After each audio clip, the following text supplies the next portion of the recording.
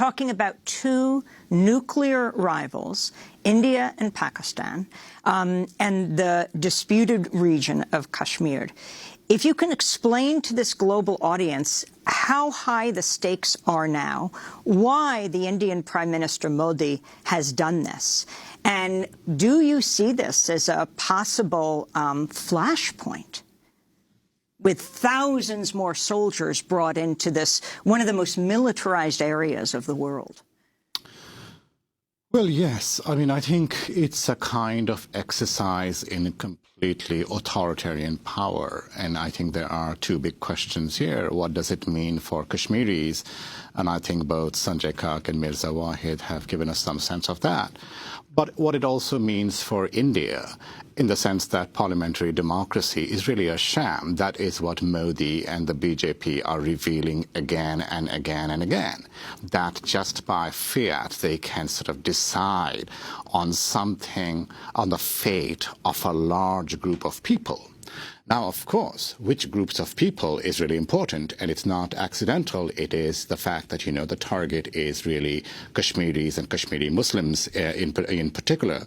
And, you know, this is basically Modi's way of distracting from the large-scale problems that continue to sort of, you know, that continue to plague India under his rule, which includes the economic, that economically India is doing badly. Environmentally, it's a disaster. It is the heart of climate change. The Indian subcontinent is at the heart of climate change. So, you know, with the kind of populations, with the kind of poverty. And there's nothing that's being done about it. And instead, Modi and the BJP are giving the supporters something to feel triumphant about by seeing the Kashmiris basically being turned into prisoners in their own home. And this is a majority Muslim population, the only one in. It is. But you know, it is, and it is obviously for the Hindu right, BJP. This is the primary target of hatred. Which is not to say that they don't hate others. They hate all minorities, all dissenters. And I think one of the big questions is not only what does it mean for Kashmir, but that, you know, this could happen in India. Tomorrow Modi could decide to split another Indian state into two. And, you know, again, you know, this is completely, it's a kind of escalation of the kind of violence. And the Indian state is not benign and democratic and, you know, even without Modi and the BJP. But this is a kind of escalation of violence, an escalation of exercise of power from Delhi, and it's being done with the kind of short-term gains in mind. There is no long-term view. For the poor in India, there has always been this story that has been this fake news produced by the BJP campaigning that Kashmiri Muslims get special privileges, and the very sort of raw example of this would be a political a street address that I heard in Calcutta in passing many years ago, where the BJP speaker was saying that, you know, Kashmiris get subsidized meat from the Indian government for a price that you won't even be able to buy dog meat in Calcutta.